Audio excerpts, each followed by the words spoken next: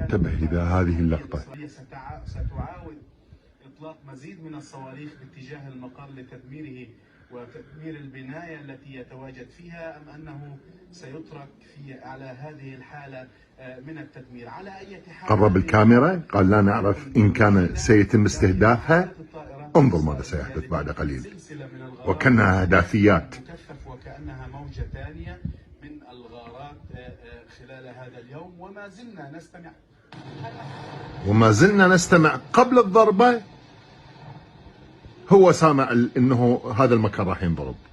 فتخيل عزيزي المشاهد اينما كنت حجم اللعبة التي تلعبها هذه القناة من ناحية التدليس والضحك على الأفغان واستغلال العاطفة لغايات ومآرب أخرى أنت ضحيتها.